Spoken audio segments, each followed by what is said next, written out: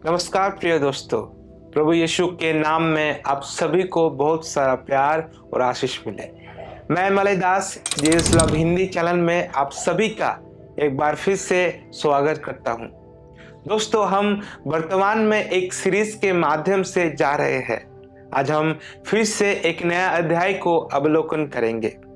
ये अध्याय केवल पढ़ने के लिए नहीं, बल्कि हमारे दैनिक जीवन में लागू करने की एक आत्मिक यात्रा है। इस सीरीज का नाम है बाइबल परिक्रमा। इस सीरीज के पिछले वीडियोस देखने के लिए ऊपर दिए गए आई बटन पर क्लिक करके प्लेलिस्ट में जाकर आप लोग देख सकते हैं। उत्पत्ति से लेकर प्रकाशित वाक्य तक और आदम से लेकर प्रभु यीशु के दूसरे आगमन तक हम सब इस सीरीज के माध्यम से देखेंगे। बाइबल केवल इतिहास नहीं है, ये आज भी जीवित और सामर्थ्य है।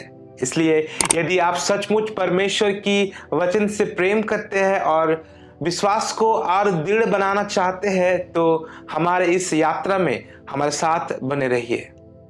तो आइए इस यात्रा को हम शुरू करते हैं।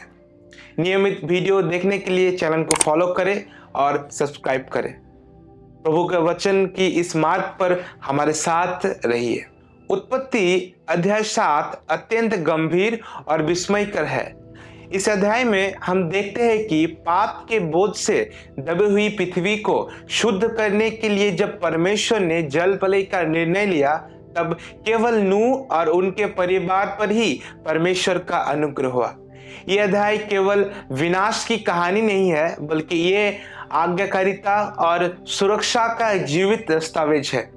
इस अध्याय में परमेश्वर ने नूह को कुछ नियम दिए थे जो सुरक्षा के लिए अत्यंत आवश्यक था। पहले तो शुद्ध और अशुद्ध पशु।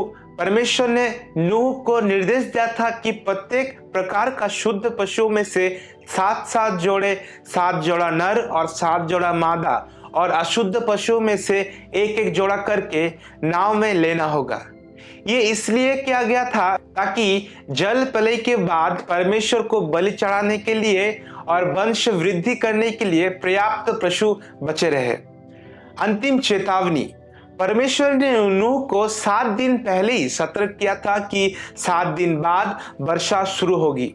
ये नूह के लिए विश्वास की अंतिम परीक्षा थी।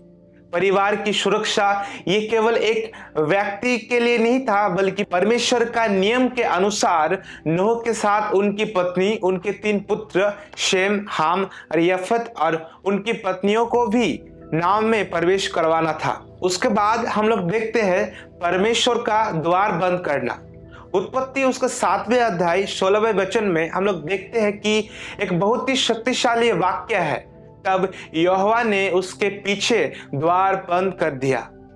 नूह ने स्वयं दरवाजा बंद नहीं किया था। परमेश्वर ने खुद सुरक्षा सुनिश्चित करने के लिए दरवाजा बंद किया। एक बार परमेश्वर द्वारा बंद कर दिया जाए तो मनुष्य के पास करने को कुछ नहीं रहता। यह हमें सिखाता है कि जब परमेश्वर हमारा सुरक्षा का दायित्व लेता है तो कोई भी विपत्ति हमें छू तक नहीं सकती। उसके बाद हम लोग देखते हैं कि वर्षा का स्रोत। हमें से बहुत से लोग सोचते हैं कि केवल ऊपर से वर्षा हुई थी, लेकिन बाइबल कहती है बड़े गहरे समुद्र से सोते फूट निकले, यानी नीचे से भी जल प्रकट हुआ और बाहर निकला था, और आकाश से भी झरोके खुल गए थे। समय और विनाश का हम अंश देखते हैं कि नूह की आयु जब 600 वर्ष थी, तब ये जल प्रलय हुआ था। वर्षा लगातार 40 दिन और 40 रात तक चलती रही और पृथ्वी कुल 150 दिनों तक जलमग्न रहा। उसके बाद हम लोग देखते हैं कि पूरी विलुप्ति। पहाड़ों की ऊंची से ऊंची चोटियां से भी जल लगभग 15 हाथ करीब 22 फीट ऊपर चढ़ गया था, जिससे यह सुनिश्चित हो गया कि पृथ्वी का कोई भी प्राणी जीवित नहीं बचा। उत्पत्ति 7 अध्याय के अंत में हम लोग देखते हैं कि भूगर्भीय या फिर जियोलॉजिकल और जलवायु संबंधित जानकारी। उत्पत्ति 7वें अध्याय 11वें पद में हम लोग देखते हैं कि प्रलय का जल 2 स्रोतों से आया था, गहरे समुद्र का सोता और आकाश के झरोके। भूगर्भीय विस्फोट, जिसको भूविज्ञान के अनुसार ये पृथ्वी की टेक्टोनिक प्लेटों की एक विशाल हलचल की ओर संकेत करता है। समुद्र के तल की दरारें से प्रचंड दबाव के साथ गर्म पानी और खनिज ऊपर आ गया था, जिसे समुद्र स्तर को तेजी से बढ़ा दिया।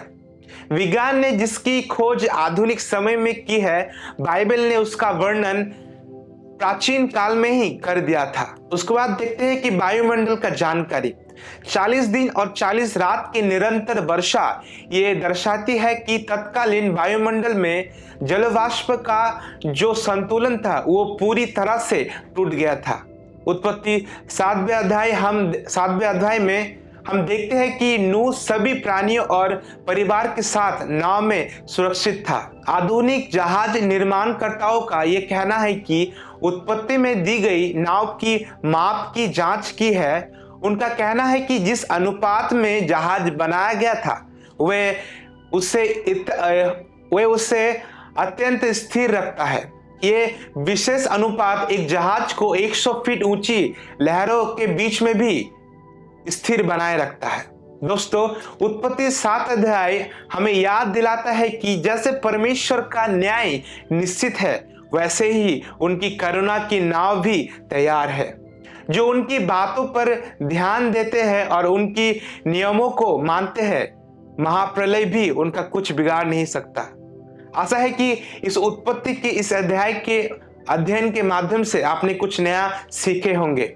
यदि आप और अधिक जानना चाहते हैं, जैसे शुद्ध और अशुद्ध पशुओं का विभाजन कैसे हुआ और जल राशि की विस्तृत व्याख्या या भूगर्भीय और जलवायु संबंधित गहराई, तो नीचे डिस्क्रिप्शन में दिए गए गूगल फॉर्म के माध्यम से आप लिख के हमें भेज सकते हैं। ऐसे और ही बाइबल का आशीर्वादपूर्ण वीडियो पाने के लिए हमारे चैनल को फॉलो करें और सब्सक्राइब करें जीसस लव हिंदी चैनल को। मिलते हैं अगले वीडियो में। जय मसीह की।